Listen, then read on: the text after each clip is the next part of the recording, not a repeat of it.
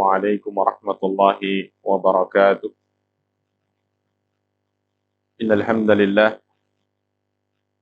نحمده ونستعينه ونستغفره ونعوذ بالله من شرور أنفسنا ومن سيئات أعمالنا. من يهده الله فلا مضل له ومن يضلل فلا هادي له. أشهد أن لا إله إلا الله وحده لا شريك له وأشهد أن محمدا عبده ورسوله. يا أيها الذين آمنوا اتقوا الله حق تقاته ولا تموتن إلا وأنتم مسلمون. يا أيها الناس اتقوا ربكم الذي خلقكم من نفس واحدة وخلق منها زوجها وبث منهما رجالا كثيرا ونساء واتقوا الله الذي تساءلون به والأرحام إن الله كان عليكم رقيبا. يا أيها الذين آمنوا اتقوا الله وقولوا قولا سديدا يصلح لكم أعمالكم ويغفر لكم ذنوبكم ومن يطع الله ورسوله فقد فاز فوزا عظيما. أما بعد فإن أصدق الحديث كتاب الله وخير الهدي هدي محمد صلى الله عليه وسلم وشر الأمور محدثاتها وكل محدثة بدعة وكل بدعة ضلالة وكل ضلالة في النار. إخواني وأخواتي rahimani wa rahimakumullah.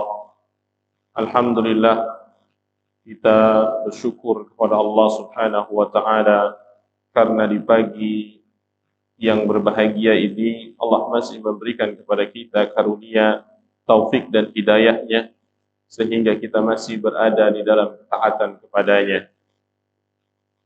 Pada kesempatan yang berbahagia ini kita lanjutkan pembahasan dari kitab Riyadhus Shalihin yang disusun oleh Imam Abu Zakaria Yahya bin Sharaf An-Nawawi rahimahullah. Kita masuk hadis nomor 99 dan kita masih berada di bab al-mujahadah, tentang kesungguhan diri atau berperang di dalam melawan hawa nafsu. Imam An-Nawawi rahimahullah memberikan atau membawakan hadis-hadis yang berkaitan dengan mujahadah, yaitu hadis yang kelima dari bab ini. Kita baca wa an Aisyah radhiyallahu anha annaha qalat kana Rasulullah sallallahu alaihi wasallam idza dakhala al-ashru ahya al-laila wa ayqadha ahlahu wa jadda wa shadda al-mi'zara. Muttafaqun alaih.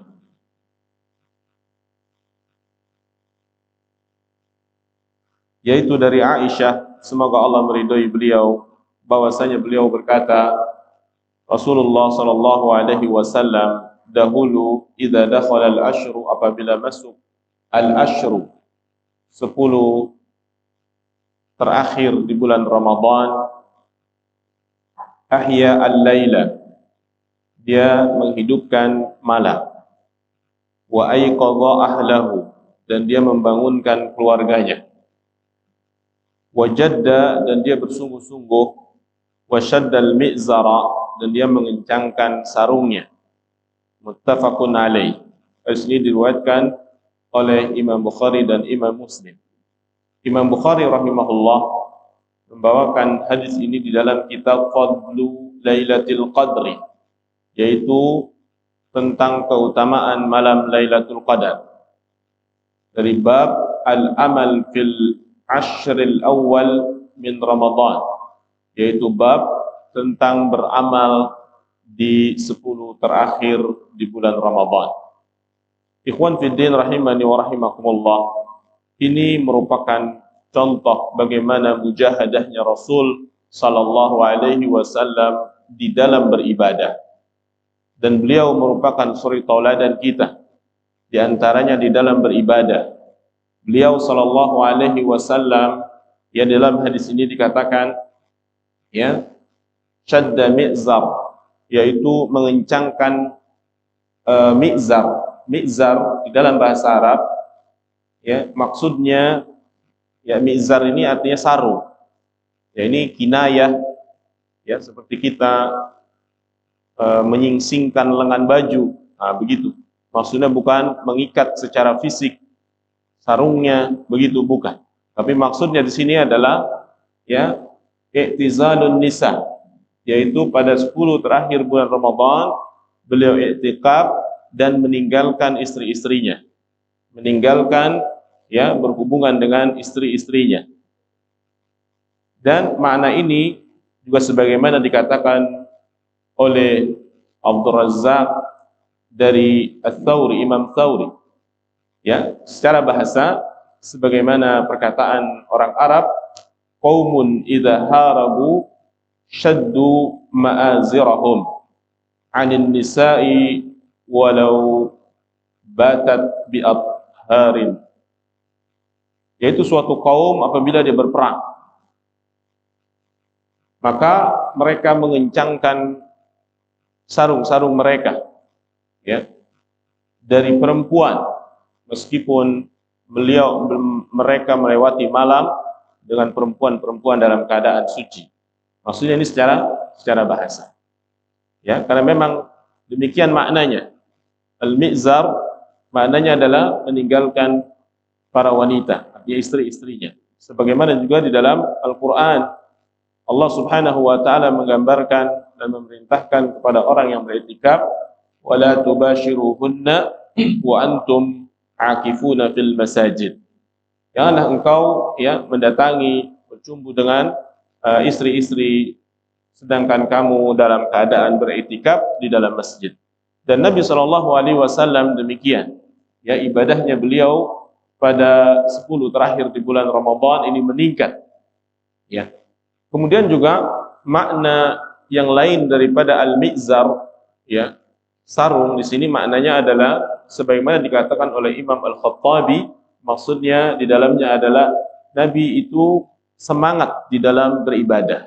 Ini menunjukkan, ya, mengikat pinggang itu maksudnya adalah konsentrasi penuh di dalam beribadah kepada Allah Subhanahu wa ta'ala pada malam terakhir tersebut.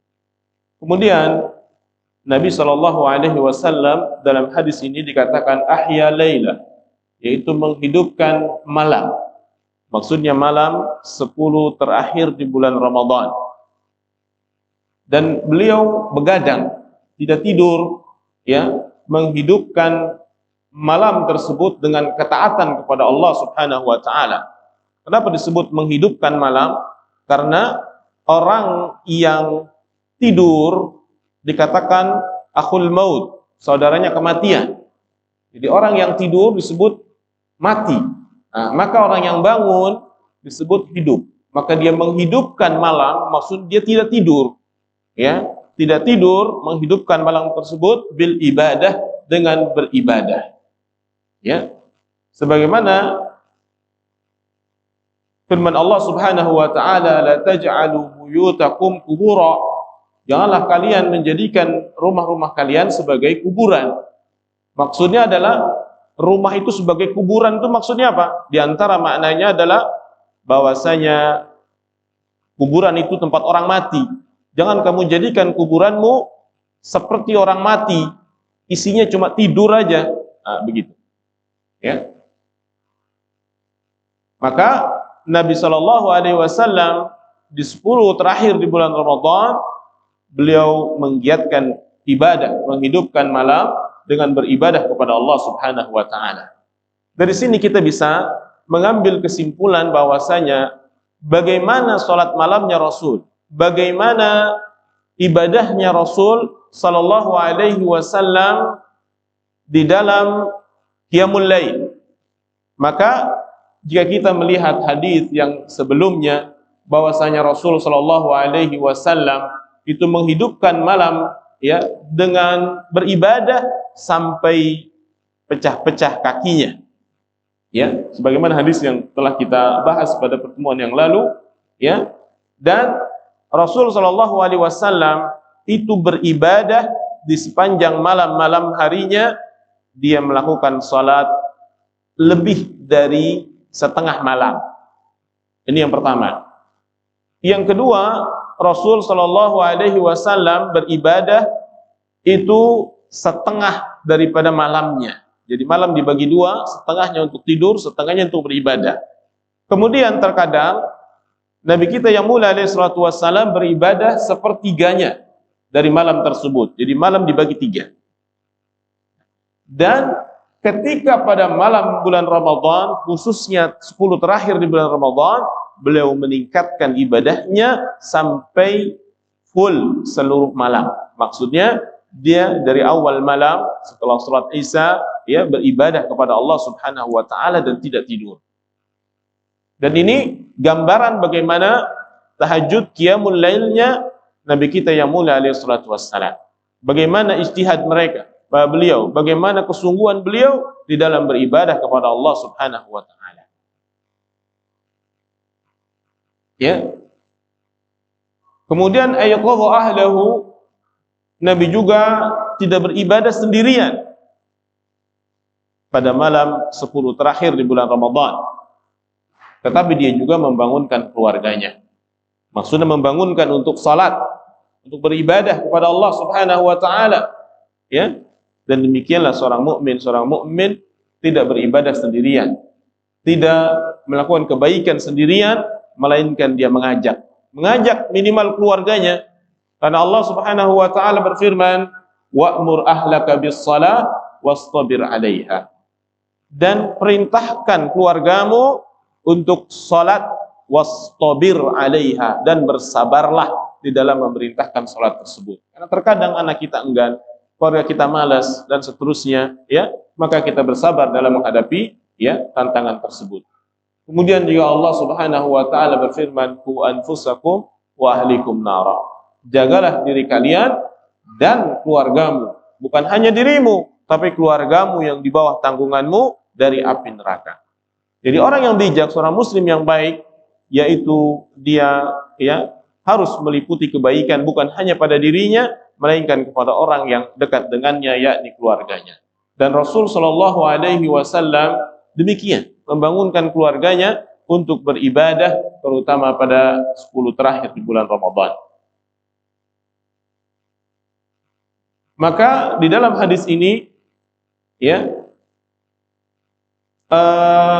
kita wajib untuk mujahadah, ya, melawan hawa nafsu kita, untuk menaklukkan hawa nafsu kita agar mengarahkannya kepada ibadah kepada Allah Subhanahu wa taala, memanfaatkan waktu-waktu yang utama.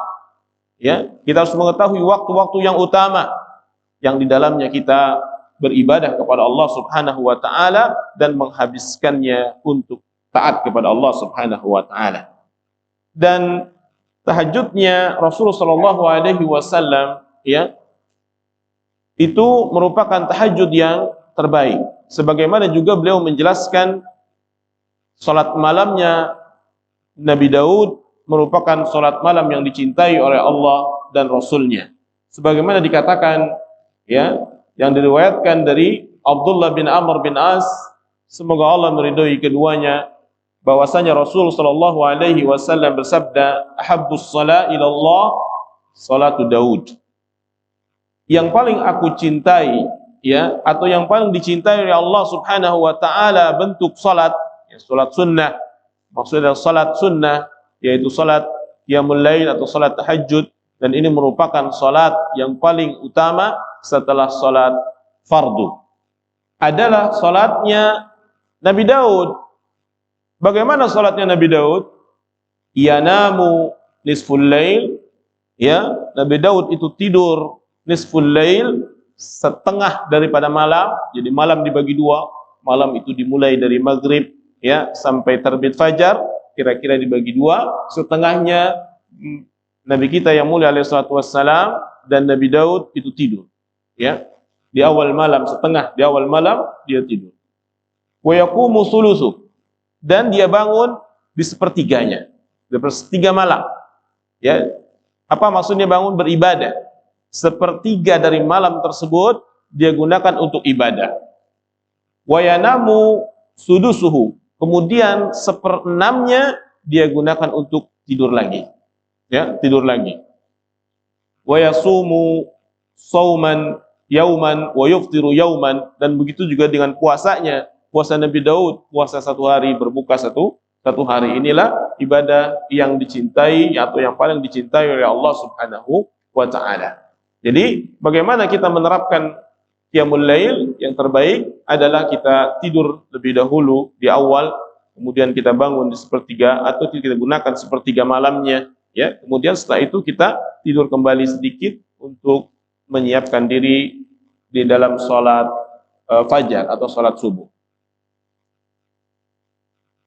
Di antara fawaid hadis ini, ya, di antara kesungguhan seorang mukmin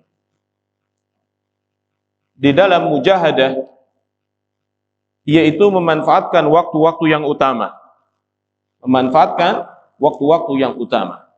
Tentu dengan amal saleh. Dengan amal saleh.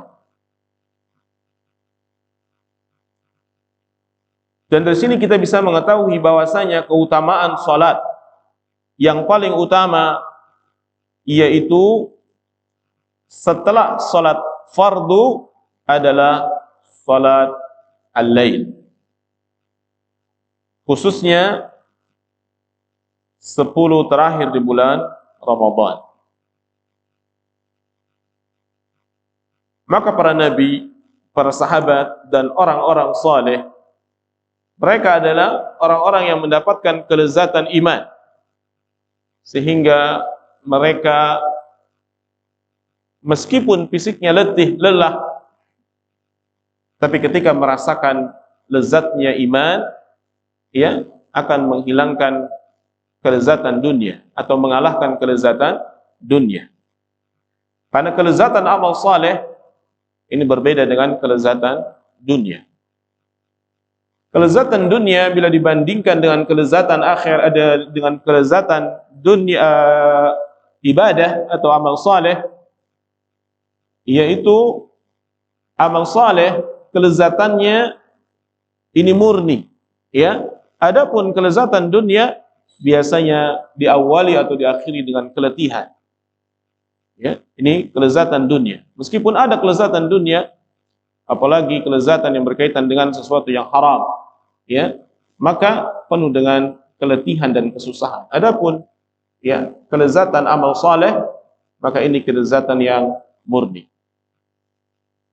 Kelezatan amal saleh juga, ya, akan dirasakan di dunia dan di akhirat. Jika seorang merasakan kelezatan iman, kelezatan beramal saleh, maka dia juga merasakan kelezatannya abadi, baik di dunia dan dia rasakan juga di akhirat. Berbeda dengan, ya, kelezatan dunia yang bisa dia rasakan sesaat di dunia, namun tidak bisa dia rasakan di akhirat. Kelezatan dunia, ya, ini akan mengalami kebosanan.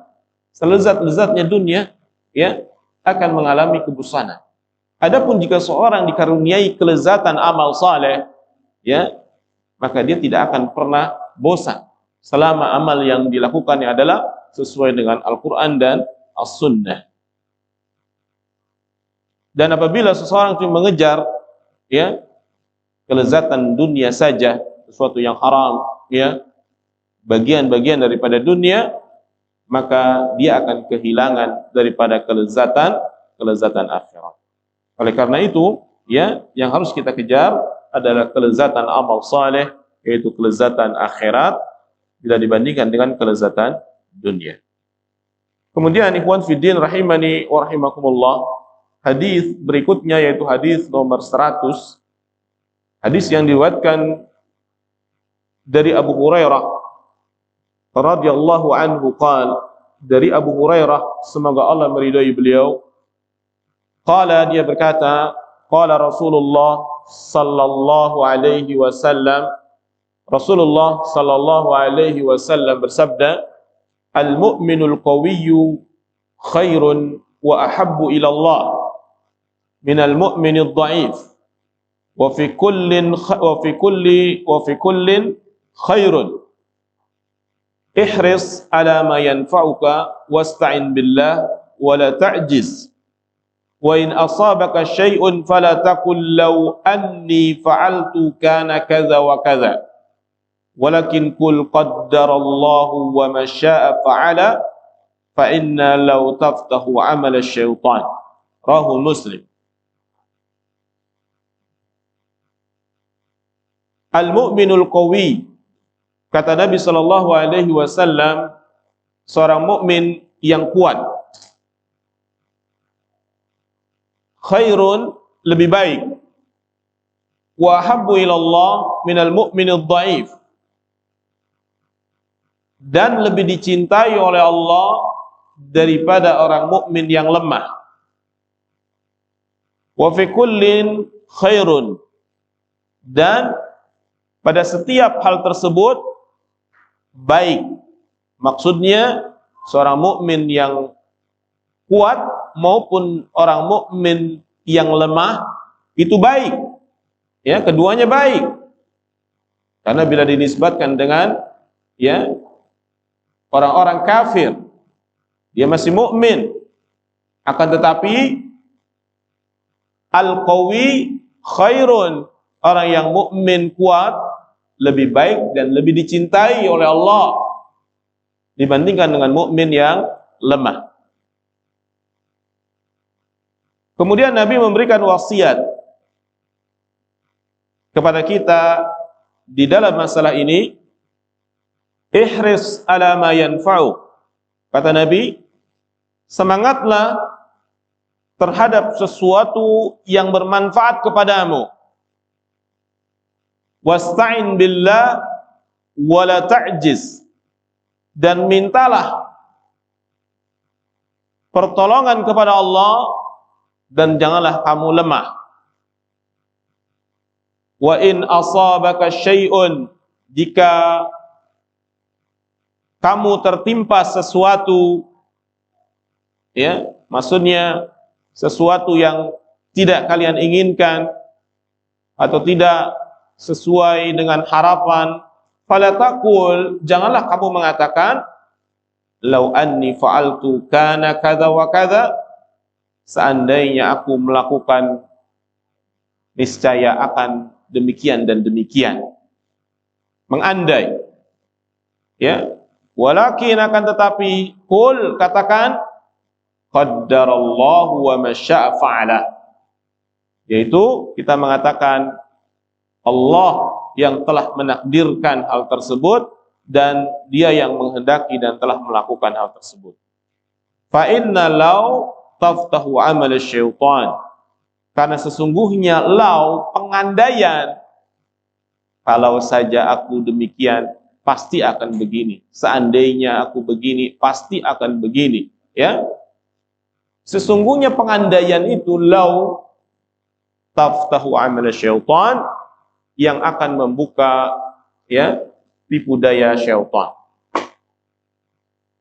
Hadis ini diriwayatkan oleh Imam Muslim.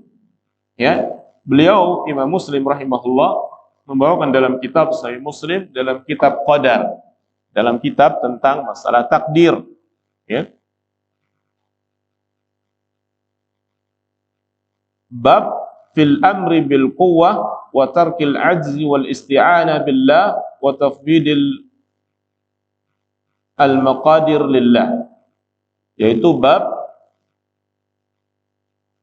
tentang fil amri bil quwwah, yaitu perintah untuk menjadi orang yang kuat, ya, mukmin yang kuat, meninggalkan kelemahan, meminta pertolongan kepada Allah dan juga menyerahkan ya takdir kepadanya. Ikhwan fid din wa akhwat fid din rahimani wa rahimakumullah, yang dimaksud dengan al-mu'minul qawi, seorang mukmin yang kuat. Apanya yang kuat? Secara umum, Nabi kita yang mulia alaihi salatu wassalam mengatakan al-mu'min. Al-mu'min adalah orang yang beriman. Maka di sana ada iman berkaitan dengan al-iman. Dikatakan al-mu'min, bukan ar-rajul, bukan seseorang, bukan seorang muslim, tapi al-mu'min.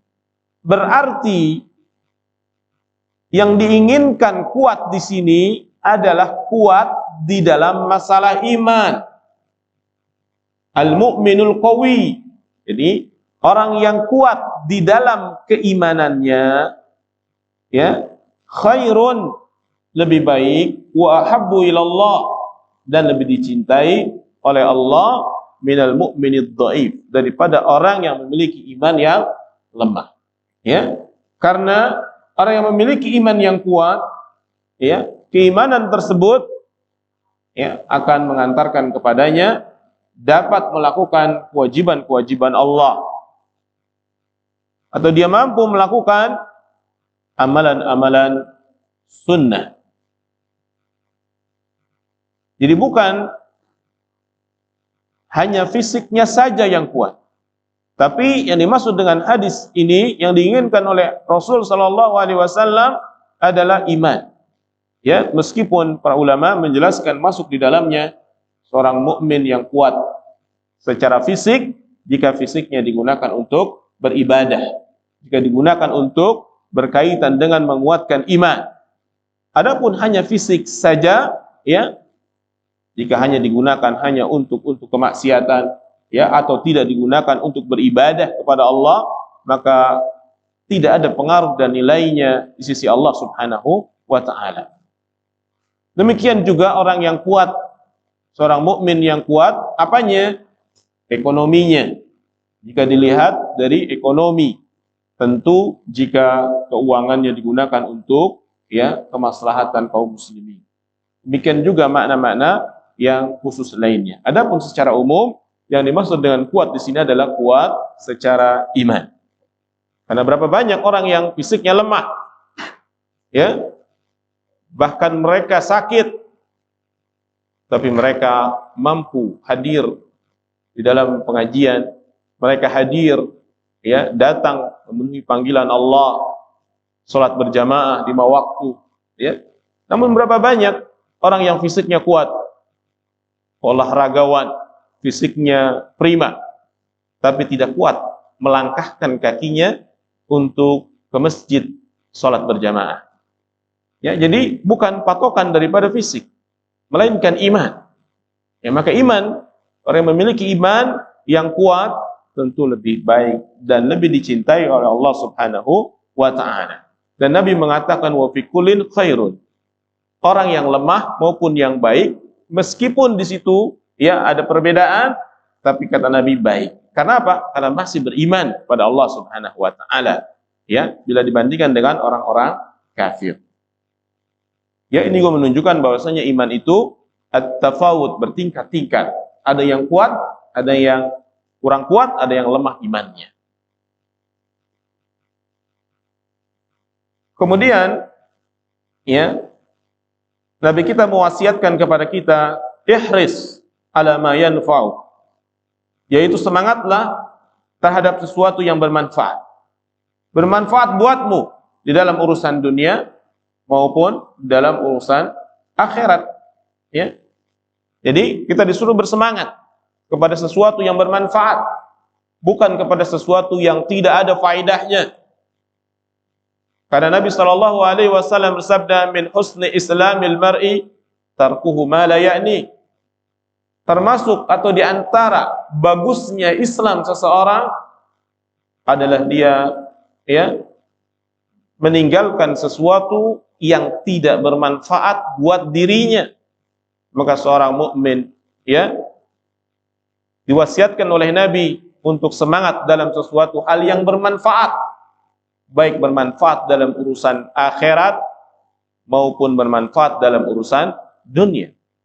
Maka jika bertentangan dalam suatu hal, ya, dan dia tidak bisa melakukan keduanya, melainkan harus memilih di antara dua kebaikan tersebut, kebaikan dunia dan kebaikan akhirat, tentu dia harus memilih, ya, sesuatu yang lebih bermanfaat buat akhiratnya dibandingkan dengan dunianya. Atau misalkan, ya, dicontohkan oleh ulama, kita misalkan harus bersilaturahim, ya, atau berkunjung kepada kerabat. Ini bagian daripada ibadah, bagian daripada manfaat dalam kehidupan seorang mukmin. Di satu waktu dia punya kesempatan, ya. Apakah dia harus mendatangi, ya, saudara kandungnya ataukah pamannya? Ya. Maka seorang mukmin harus melihat mana yang paling dekat kepada manfaat akhirat. Maka, ya, para ulama menjelaskan jika kesempatannya hanya satu kali dan kesempatan itu tidak lain kecuali hanya, ya, mengunjungi salah satu dari keduanya, maka mana yang lebih dekat? Tentu kekerabatan saudara kandung lebih dekat daripada paman. Maka dia, ya, menuju kepada manfaat yang lebih banyak, yaitu manfaat akhirat. Karena manfaat akhirat, ya, akan menjadikan manfaat terhadap dunia. Ya. Atau misalkan, ya, kita melihat masjid yang jaraknya mungkin sama dengan rumah kita, ya, kemana kita harus sholat? Ya. Maka kita melihat mana yang kebaikan akhiratnya lebih banyak. Masjid A lebih mempraktekkan sunnah, maka tentu masjid A lebih baik daripada masjid yang B. Atau masjid A lebih banyak jamaahnya, tentu lebih baik daripada masjid yang B yang lebih sedikit jamaahnya, jika jaraknya adalah sama. Maka seorang mukmin demikian harus semangat, ya, terhadap sesuatu yang bermanfaat, baik sesuatu yang mubah, lebih-lebih di dalam masalah ibadah, dan tidak, ya, terjun di dalamnya sesuatu yang tidak bermanfaat, yang bukan merupakan urusannya, yang bukan merupakan tanggung jawabnya, atau mengetahui sesuatu yang bukan kewajiban buatnya, ya, tinggalkan.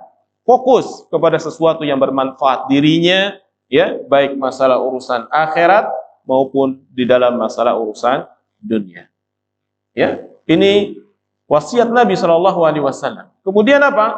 Setelah kita semangat di dalam hal yang bermanfaat buat diri kita, Nabi mengatakan wasta'in billah, mintalah pertolongan kepada Allah Subhanahu wa Ta'ala. Meskipun terhadap sesuatu yang kecil, kita diminta untuk, ya, semoga Allah memberikan kemudahan dalam urusan kita. Maka Nabi mengajarkan doa-doa kemudahan. Di antaranya Allahumma la sahla illa ma ja'altahu sahla wa anta taj'alul hazna idza syi'ta sahla. Minta kemudahan.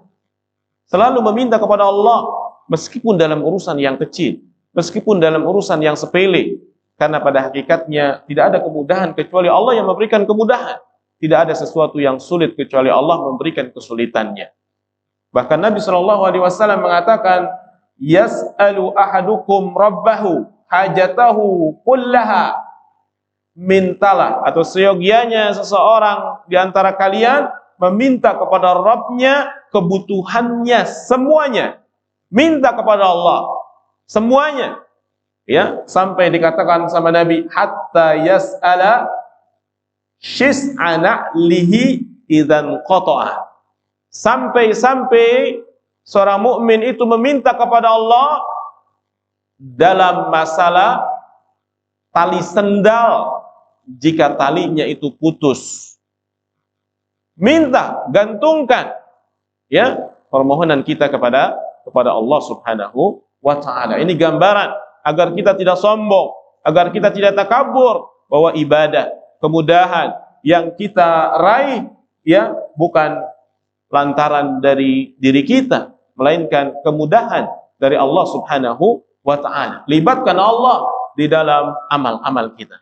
Minta pertolongan kepada Allah Subhanahu wa Ta'ala, wasta'in billah.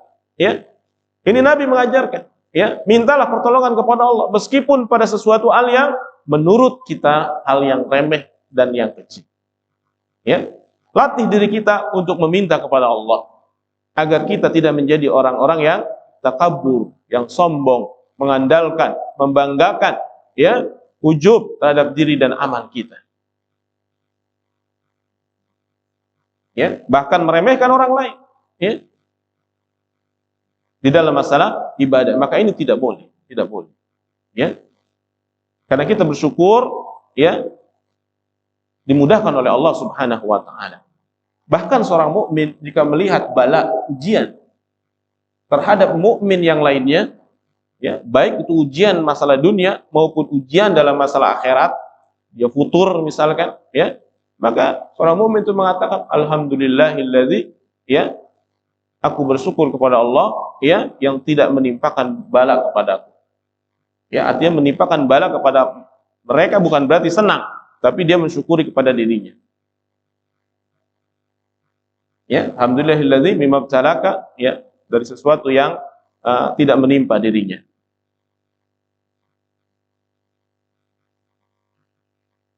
Alhamdulillahilladzi afani mimma btalak. Ya, aku bersyukur kepada Allah dari aku diselamatkan daripada ujian tersebut. Ya. Jadi meminta kepada Allah Subhanahu wa taala di dalam masalah atau sesuatu yang bermanfaat baik dari urusan dunia maupun urusan akhirat. Kemudian Nabi mewasiatkan yang ketiga, wala ta'jiz.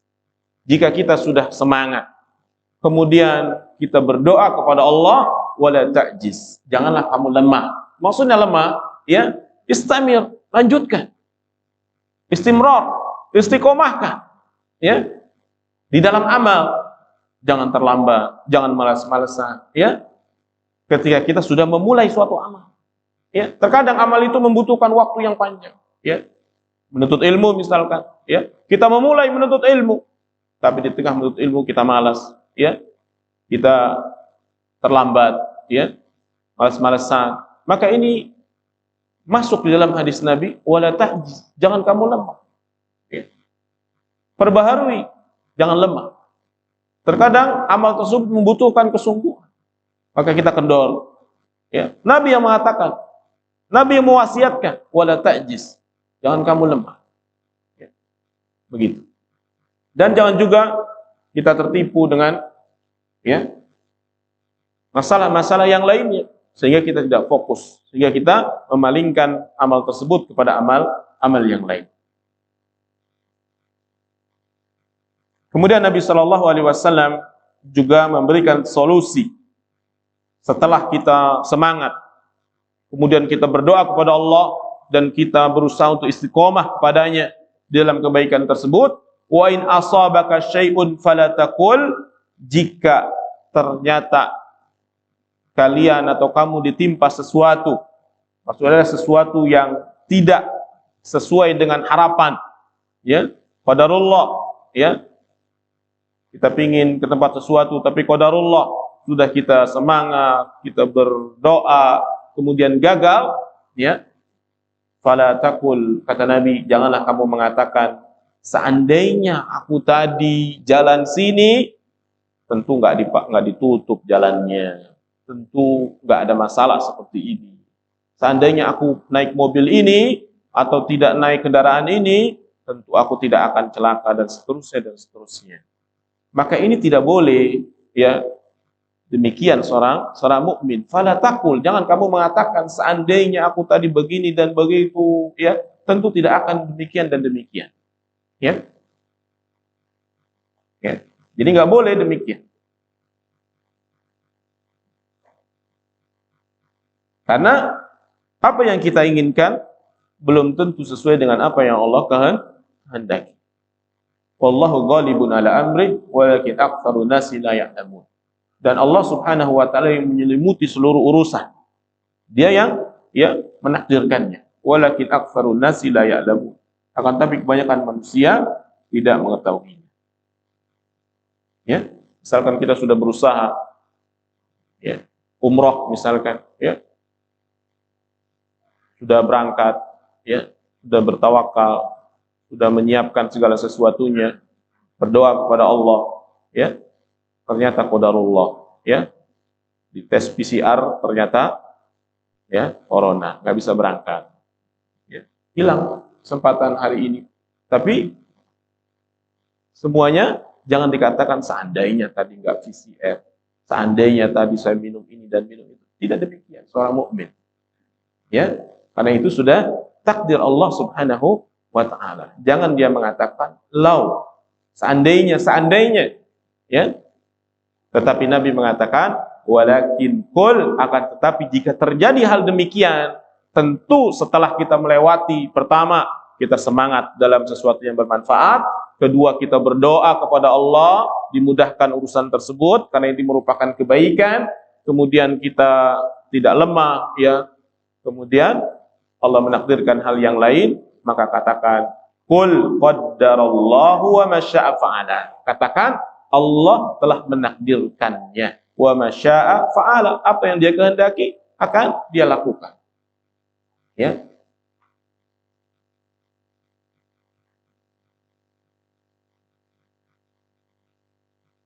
Fa inna law, kata Nabi sallallahu alaihi wasallam, maka sesungguhnya law, pengandaian tersebut ya, taftahu amal syaitan, akan membuka tipu daya syaitan. Dan kita harus mengetahui bahwasanya Allah Subhanahu wa taala terkadang tidak menakdirkan kita sesuatu karena hikmah ya, yang tersembunyi atau yang nampak buat kita. Terkadang hikmahnya diungkap setelah sekian lama, beberapa waktu. Ada yang memang disembunyikan. Ya, misalkan seorang menikah sudah hampir jadi, kemudian gagal. Qadarullah. Ya, tentu ada hikmah yang besar misalnya. Terkadang dia baru sadar, oh ternyata begini ketika saya jadi nikah dengan dia. Atau ada kisah yang ma'ruf ya, seseorang ketinggalan pesawat. Pesawat gara-gara macet. Tentu dia akan menjadi orang yang sangat jengkel pada saat itu. Ya. Orang mukmin yang buruk dia akan menyalahkan keadaan. Ya. Andainya saya tidak lewat sini, tentu tidak akan telat dan seterusnya. Ya, tiket hangus. Ya. Sementara ratusan orang naik pesawat. Ya. Dan dia menyesal, marah, ya, pada keadaan tersebut atas kehendak Allah. Tapi terkadang Allah singkat. Beberapa saat kemudian, ya, mendengar berita bahwa pesawatnya kebakaran. Dan semua ada yang penumpangnya, semua yang ada di pesawat tersebut meninggal. Maka ini di antara hikmah yang besar. Bahwasanya Allah ingin menyelamatkan dirinya dengan cara dia terlambat naik pesawat. Ini beberapa contoh kehidupan dunia.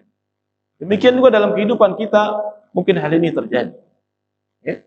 Maka seorang mukmin ya mengaitkan dalam masalah ini dengan takdir Allah Subhanahu wa taala, dan kita wajib beriman kepada takdir Allah, baik yang kita rasakan baik maupun takdir Allah yang kita rasakan buruk. Karena buat Allah tidak ada takdir yang baik dan yang buruk, semuanya baik. Ya, sebab Allah tidak menciptakan suatu hal kecuali ada hikmah dan kebaikan. Cuman hikmahnya kita tidak tahu, bila dinisbahkan dengan manusia dia itu buruk. Allah takdirkan si fulan ini miskin, ya. Maka buat Allah ada hikmah yang besar, baik kita ketahui maupun tidak kita ketahui. Dan takdir Allah baik di sisi Allah. Adapun di sisi manusia mungkin terkadang dia merasa ya tidak enak, dia tidak merasa buruk karena kemiskinan tersebut. Padahal bisa jadi kemiskinannya itu menjadi kebaikan buatnya karena dia bisa beribadah, bisa sujud kepada Allah. Adapun ketika dikasih dunia, maka dia lupa kepada Allah Subhanahu wa taala. Terkadang banyak hikmah ya di balik takdir dan kejadian yang ada atau yang kita alami. Allah Subhanahu wa taala berfirman, "Wa ma tasyauna illa ayyasha Allah." Ya, tidak ada apa yang kamu kehendaki ya kecuali apa yang Allah kehendaki. Artinya kehendak kita di bawah kehendak Allah Subhanahu wa taala. Artinya Allah yang pada hakikatnya menghendaki sesuatu. Innallaha kana aliman hakima. Sesungguhnya Allah Maha mengetahui dan Maha bijaksana. Jadi Allah yang mengetahui, ya pasti ada hikmah di balik musibah, di balik kejadian yang kita tidak inginkan. Yang tidak kita inginkan. Terkadang buat kita ini ya baik, tapi menurut Allah buruk. Atau terkadang menurut Allah ya, menurut kita buruk, tapi menurut Allah ternyata baik. Allah Subhanahu wa taala juga berfirman, "Asa an taqra'u syai'an wa huwa khairun lakum." Ya. Dan kalian atau kamu mengira bahwasanya taqra'u syai'an, kamu membenci sesuatu, ya, wa huwa khairun lakum, padahal hal tersebut baik, ya, buat kalian. Maka seorang mukmin seandainya dia mempraktekkan wasiat Nabi Shallallahu Alaihi Wasallam di dalam hadis ini, yang pertama dia semangat di dalam, ya, mencari sesuatu yang bermanfaat dan meninggalkan sesuatu yang tidak bermanfaat dari sisi dunia dan akhirat. Yang pertama, kemudian dia memohon, berdoa kepada Allah, ya, terhadap kebaikan tersebut. Kemudian dia tidak melemah, ya, semangat di dalam menjalankan kebaikan tersebut, istimrar, istiqamah. Kemudian Allah Subhanahu wa taala menakdirkannya dengan hal yang berbeda dan dia beriman kepada takdir Allah, maka orang tersebut akan tenang kehidupannya. Ya, dia akan istirahat hatinya, penuh dengan kelegaan hatinya. Akan tetapi seorang manusia kebanyakan, ya, dia tidak semangat kepada sesuatu yang tidak bermanfaat buatnya. Hidupnya habis senda gurau, hidupnya habis, waktunya habis untuk sesuatu yang tidak bermanfaat. Ya, untuk tidak bermanfaat. Tidak ada nilai-nilai ibadah. Tidak ada nilai-nilai kebaikan, baik dunia maupun akhiratnya. Hanya senda gurau saja. Tidak menjadikan dia dunianya kuat, tidak juga menjadikan akhiratnya kuat. Senda gurau, ya. Namun ketika sesuatu terjadi, ya, sesuatu terjadi di luar keinginannya, dia marah dan menyalahkan takdir Allah. Maka ini bukan mukmin yang kuat, bukan mukmin yang imannya baik. Maka kita harusnya, ya, menjalankan wasiat dari Nabi Shallallahu Alaihi Wasallam di dalam masalah ini. Maka jika kita sudah berazam untuk melakukan suatu kebaikan, maka segerakan. Maka terkadang syaitan, ya, menipu daya, ya, menipu diri kita. Terkadang membuat kita tidak fokus. Bahkan di antara tipu daya di dalam belajar, di antara disebut oleh para ulama, ini kita ingin mencari sesuatu masalah, ya, di suatu kitab. Masalah itu kita cari, membahas tentang masalah tertentu. Belum ketemu masalah tersebut, kita tertarik dengan baca masalah yang lain. Kemudian masalah tersebut belum selesai kita tuntaskan bagaimana hukumnya, bagaimana kesimpulannya, kita ngelirik dengan masalah lebih seru lagi, lebih kontemporer lagi. Kita baca buku itu. Sehingga pada intinya apa yang kita cari kita tidak dapatkan. Ini saja termasuk bagian daripada kita tertipu dengan syaitan. Di antara tipu daya syaitan demikian. Ya, ini dalam masalah kebaikan.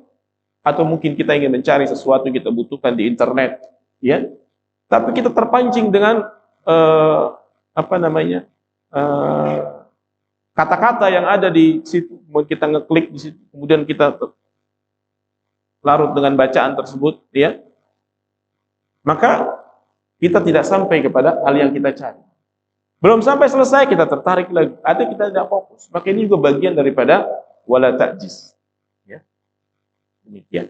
Ini dalam masalah menuntut ilmu juga demikian. Dan banyak juga dalam masalah amal-amal yang lain. Ya. Misalkan kita bepergian, ya, kemudian kita ingin membaca buku, ya, bawa buku satu, ya. Kemudian dalam hati kita, aduh, coba kalau kita bawa buku yang ini, kita akan nyaman pada hari ini. Padahal apa yang di hadapan kita itu jauh lebih baik. Terkadang syaitan menipu kita dengan demikian. Kebaikan ada di depan kita, tapi kita mengandai kepada kebaikan yang tidak bisa kita kerjakan pada hari itu. Ya, ini juga bagian daripada tipu daya syaitan agar kita tidak beramal. Yang ujung-ujungnya kita ngambang tidak beramal sedikit pun pada hari itu. Ya, ini bagian daripada tipu daya syaitan. Adapun fawaid dari hadis yang kedua ini, hadis yang ke-100, dibawakan oleh Syekh Salim bin Id al-Hilali hafizahullah. Yang pertama, at-tafasil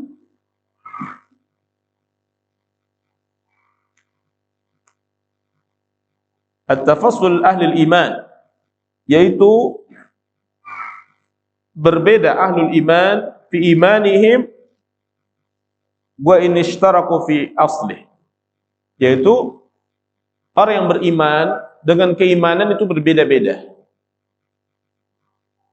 Ada yang kuat dan ada yang lemah, meskipun mereka sama-sama beriman. Orang-orang mukmin imannya bertingkat-tingkat. Para sahabat imannya bertingkat-tingkat. Orang mukmin secara umum bertingkat-tingkat keimanannya. Ada iman yang kuat, ada iman yang lemah.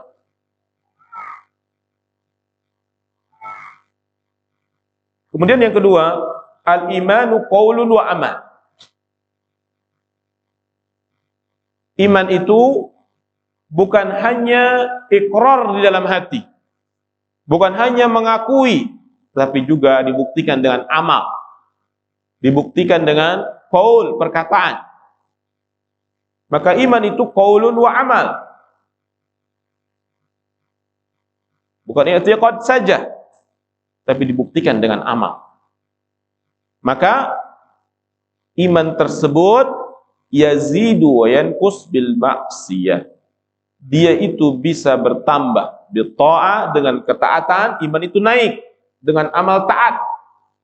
Atau ciri imannya lagi naik, dia melakukan amalan-amalan taat. Wa yanqusu bil ma'siyah, dan iman itu bisa kurang, bisa turun ketika dia melakukan banyak kemaksiatan. Maka diantara mendapati kelezatan iman, menaikkan iman tersebut dengan cara perbanyak amalan taat dan menghindari amalan maksiat, maka imannya akan naik. Jangan mustahil dia ingin imannya naik, ya, kemudian dia terjerumus kepada kemaksiatan, ya, maka dia berusaha bermujahadah, ya, untuk memperbanyak amalan-amalan taat dari ibadah-ibadah wajib maupun ibadah-ibadah sunnah. Maka yang ketiga, seyogianya seorang mukmin an yujahida nafsahu, berjuang melawan hawa nafsunya, menundukkan hawa nafsunya agar dia mencapai derajat seorang mukmin yang kuat dan sempurna. Berarti ini anjuran, ya, jangan menjadi mukmin yang lemah, sebab mukmin yang kuat lebih dicintai oleh Allah. Maka dia bermujahadah, ya, melawan hawa nafsunya, di mana hawa nafsu cenderung kepada keburukan, maka dia tundukkan hawa nafsunya, dia arahkan, dia didik hawa nafsunya, ya, agar mencapai derajat orang mukmin yang kuat, yakni bil iman, dengan iman, yaitu dengan naikkan iman tersebut dengan taat, amalan taat, dan meninggalkan amalan maksiat. Dan ini perlu mujahadah. Tanpa sikap mujahadah, ya, dia akan mengambang, mengikuti arus dan seterusnya, tidak bisa mengontrol dirinya.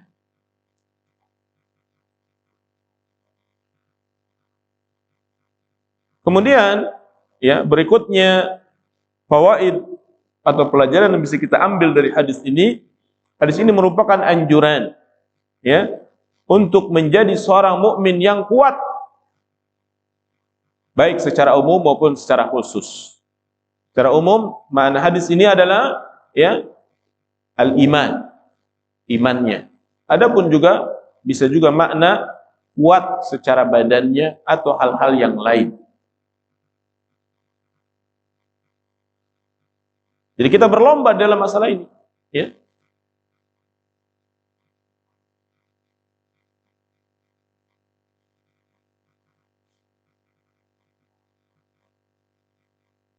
Kemudian, innal quwwata wadh-dha'fa innama huwa binisbati linisbati limujahadin nafsi wal muhafazati 'ala ta'ah. Yang dimaksud dengan kuat dan lemah di sini, ya, bila dinisbahkan kepada mujahadatun nafas, ada yang kuat mujahadahnya, ada yang lemah penjagaan dirinya. Sehingga orang yang kuat, dia melakukan sesuatu yang bermanfaat dan menghindari sesuatu yang buruk buatnya, baik dari sisi dunia maupun akhirat.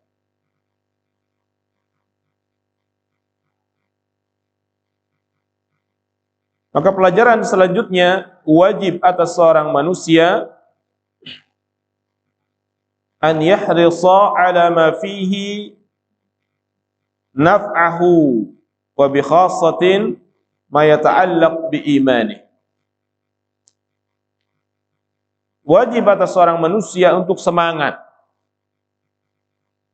Ya, wajib, sebab ini wasiat Nabi.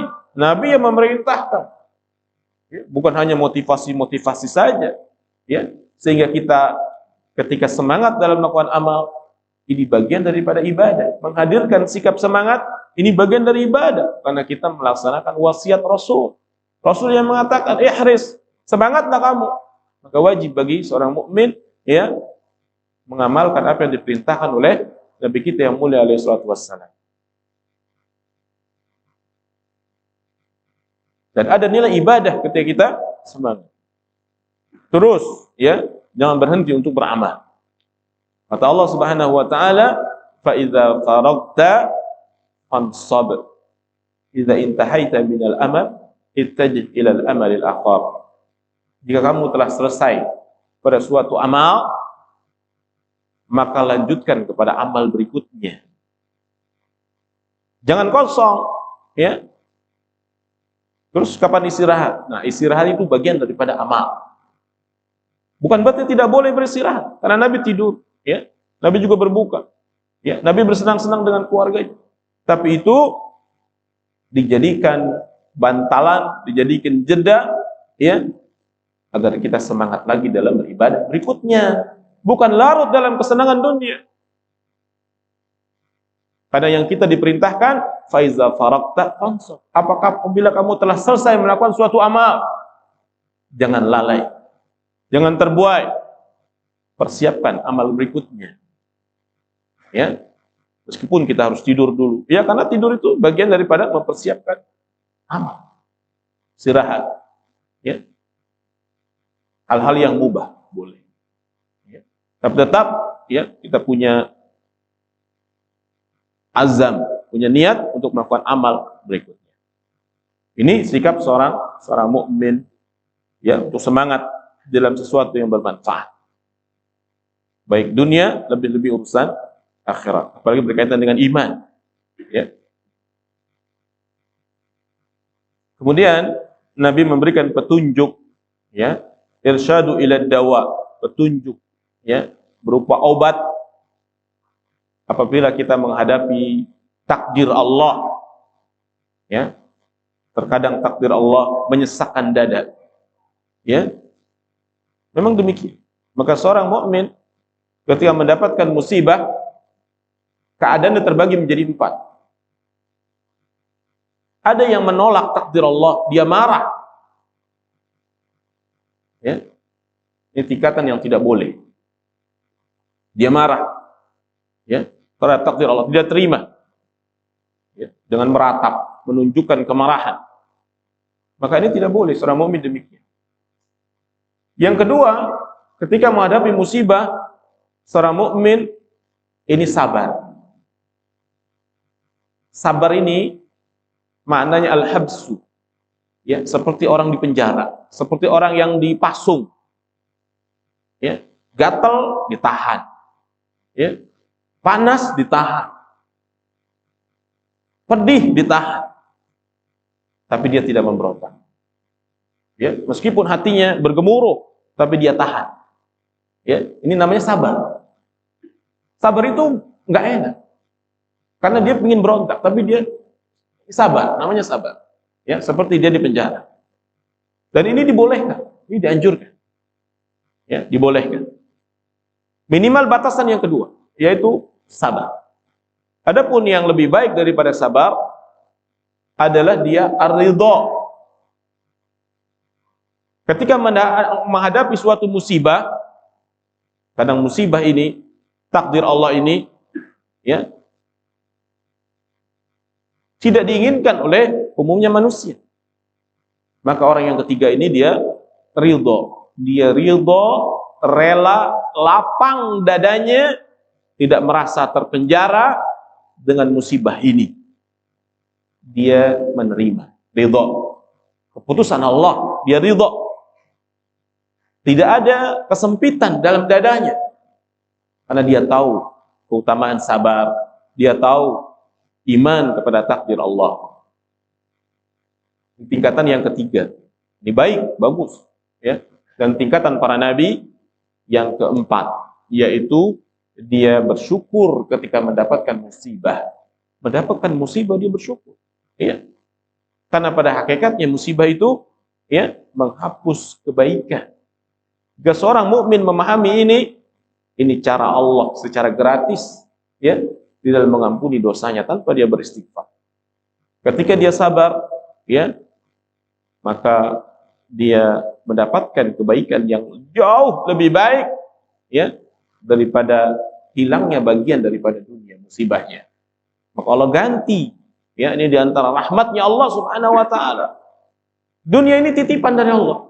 Allah menitipkannya. Kayak kita dititipkan motor. Ketika pemiliknya ingin ngambil, harusnya kita dong berterima kasih. Udah dititipin, udah kita pakai, udah kita manfaatkan. Wajar kalau Allah ambil. Tapi dengan rahmatnya Allah, ketika dia mengambil, kita dikasih upah. Motor sudah kita pakai 1 tahun, diambil sama pemiliknya, karena kita ridha, karena kita bersyukur, berterima kasih, akhirnya Allah kasih kita jauh lebih baik daripada motor. Ya, begitu rahmatnya Allah. Allah kasih musibah, ya, Allah ambil bagian dari dunia kita, maka Allah mengganti dengan surga. Allah mengganti dengan ganjaran yang lebih baik, yaitu diantara ganjaran orang yang bersabar adalah dia masuk surga tanpa hisab. Maka orang yang memahami ini, tentu dia akan bersyukur kepada Allah dengan musibah tersebut. Pada hakikatnya Allah menginginkan kebaikan pada dirinya. Ya, berarti Allah menginginkan ujian tersebut menjadi wahana, menjadi sarana agar dia naik tingkat dari sisi keimanannya. Maka Nabi SAW ketika mendapatkan musibah, dia mengatakan alhamdulillah ala kulli hal. Aku bersyukur atas semuanya. Ya. Kemudian berikutnya pelajaran yang bisa kita ambil dari hadis ini, an-nadam ala ma fata la yu'idu, menyesali sesuatu yang telah hilang dari kesempatan maupun waktu tidak akan bisa menariknya. Waktu yang sudah berlalu, ya sudah. Musibah yang sudah ditimpakan, ya sudah. Jangan larut dalam masalah tersebut. Ya. Meskipun, ya, kekuatan dengan 1000 ekor kuda tenaganya ditarik, tidak bisa mengembalikan waktu. Karena ini bagian yang terlewat dari kehidupan kita. Maka seorang mukmin, ya, waktunya adalah hari itu. Bagaimana sikapnya terhadap hari-hari yang berlalu? Apakah dia beristighfar? Apakah dia menyesal dalam arti menambah nilai ibadah, atau hanya penyesalan-penyesalan kosong sehingga tidak ada nilai dan makna ibadah pada dirinya? Maka seorang mukmin, ya, tidak menyesal sesuatu hal yang memang sudah ditakdirkan oleh Allah demikian. Ya. Dan dia menyerahkannya urusannya kepada Allah dan ridha, ya, terhadap takdir Allah Subhanahu wa taala, dan dia tambah jika takdirnya itu berkaitan dengan kesalahan-kesalahannya, dia perbaiki, ya, dengan perbuatan-perbuatan kebaikan. Karena kebaikan itu akan menghapus keburukan. Innal hasanati yuzhibnas sayyi'at. Sesungguhnya amal-amal baik, amal-amal ketaatan, ibadah akan menghapus, ya, amalan-amalan buruk di masa lalu kita. Ya. Dia bertaubat di antara amalan baik, menghapusnya. Maka Nabi mengatakan ittaqillah haitsu ma kunta. Bertakwalah kamu di mana saja kamu berada, watbi'il hasanata tamhuha, dan iringilah, ya, dengan perbuatan yang baik, karena perbuatan yang baik menghapus kesalahan. Wa khaliqin nas bikhuluqin hasan, dan pergaulilah manusia dengan akhlak yang baik. Karena akhlak yang baik merupakan khair, kebaikan. Karena Nabi ditanya, ya, wa mal bir, apa yang dimaksud dengan al-bir? Mengatakan al-bir husnul khuluq. Kebaikan itu adalah akhlak yang baik. Maka di antara kebaikan-kebaikan yang perlu kita lakukan untuk menghapus kesalahan-kesalahan adalah melakukan amal, yaitu akhlak yang baik pada sesama manusia.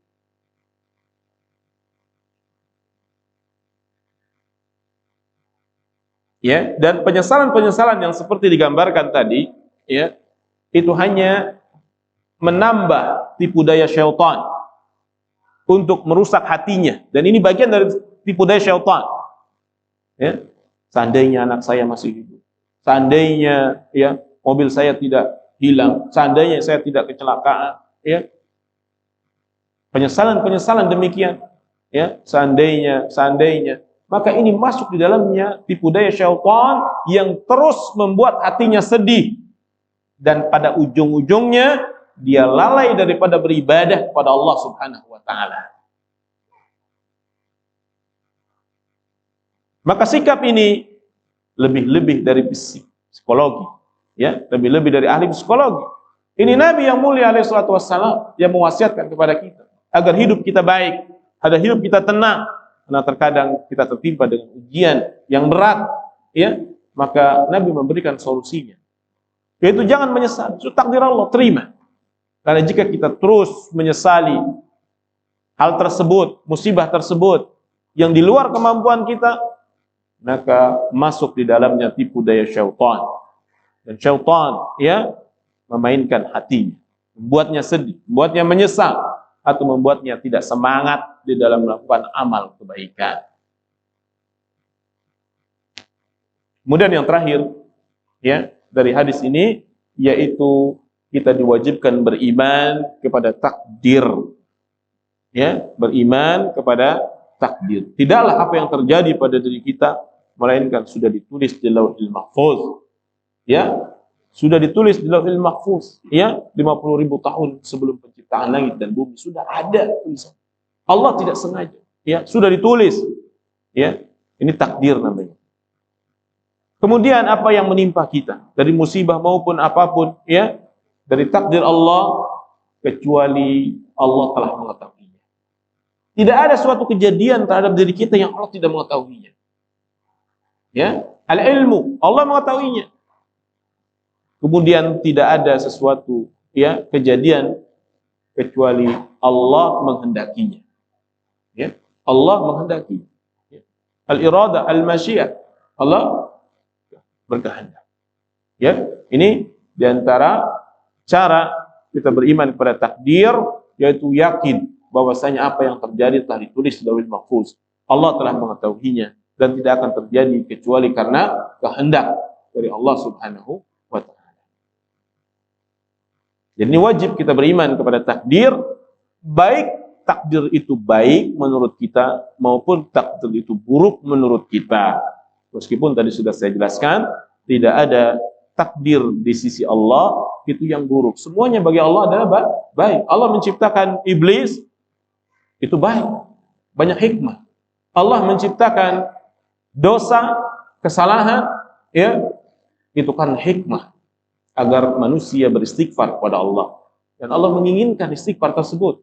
Allah gembira terhadap taubatnya seorang hamba. Ya, sebagaimana dalam sebuah hadis, "Lallahu afrahu bi taubati 'abdihi," ya. "Idza saqata ahadukum min ahadikum saqata 'ala ba'irihi, ya, min ardin fala." Yaitu Allah Subhanahu wa taala lebih gembira terhadap taubat salah seorang di antara kalian, ya, gembiranya Allah lebih gembira bila dibandingkan dengan orang yang kehilangan onta di padang pasir, kemudian tiba-tiba ontanya ketemu, ya. Orang tersebut gembira, ya, tapi Allah lebih gembira kepada orang yang bertaubat. Ini menunjukkan bahwasanya Allah menciptakan, ya, menakdirkan sesuatu, ya, terkadang baru tersingkap hikmahnya atau terkadang tidak tersingkap hikmahnya. Maka seorang mukmin yakin bahwa ini adalah takdir dari Allah yang terbaik buat dirinya.